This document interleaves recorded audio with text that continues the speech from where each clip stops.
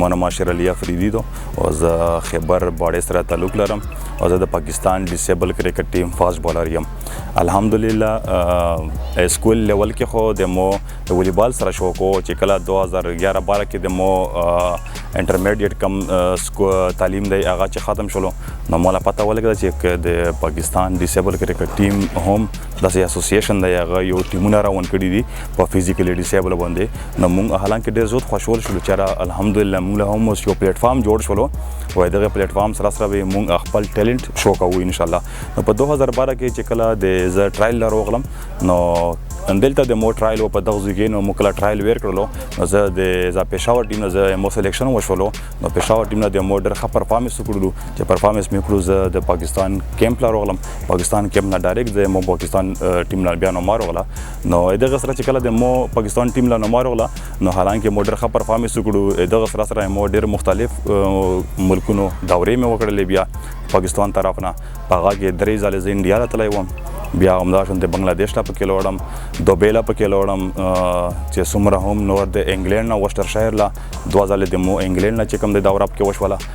څومره د مو د یو فارن د یورپ کنټري چې کوم یو وزټ و یو ډېر زبردست د مو پر ډېر قابل فخر ډېر ښکلی ټور د مو تیر شوی و چې په هغه کې سویزرلینډ و فرانس و ایټلي و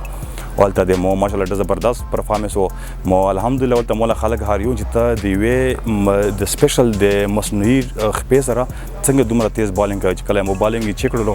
نو 135 کیلومتر پر اور سپیډ سره د مو بالینګ لګیا و نو الحمدلله مولا بیا د دغه تیز بالر بالینګ ایوارډ هم ولته مولا میلو شولو نو دا د مو پر ډېره د فخر خبره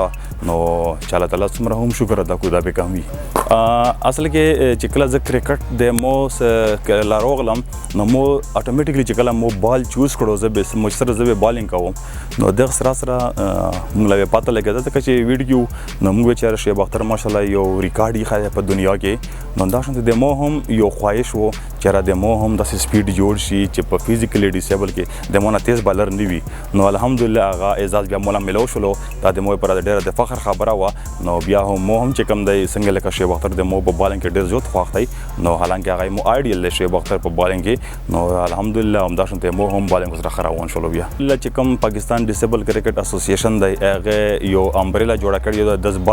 10-12 سال نه د مهنت جاری کړی دی الحمدلله هغه په 16 نن سبا دومره مهنت وشولو چې هر ډیسټریکټ خپل ټیم جوړ شوی دی هر ریجن خپل ټیم جوړ شوی دی هغه پر نن تاسو کتای شي هغه پر د فاټي ټیم ټرایل راوندي نو حالانکه زه بیلونګ هم فاټي سره کوم فاټي کیپټن یم نو الحمدلله چې کم نن ټرایل راوندي کم د پاکستان ډیسیبل کرکټ اسوسییشن هغه یو 16 ریجن کم ټورنمنټ منعقد کړی دی په 3 دسمبر باندې کم ورلد ډیسیبل ډے دو نو هغه د پر ټرایل راوندي په هغه کې به د فاټي نه به ټیم سلیکټ کیږي او په هغه کم ایونت راوند دی کم 16 نیشنل کم 8 نیشن کم ټیم ټورنمنت راوند دی په هغه کې به فاټا هم پارټیسیپیټ کیږي ان شاء الله هغه د پر به ټرایل راوند دی نو ان شاء الله امید لرم چې د فاټي نه ډېر خولي ډېر ټیلنټډ پلیئران راغلي او راوند دي ان شاء الله نو یو ښه ټیم به جوړیږي ان شاء الله پورا پاکستان کې به ان شاء الله خپل فاټا هم یو نمبر خانه کوي او ان شاء الله دا ټرافي به چې کوم د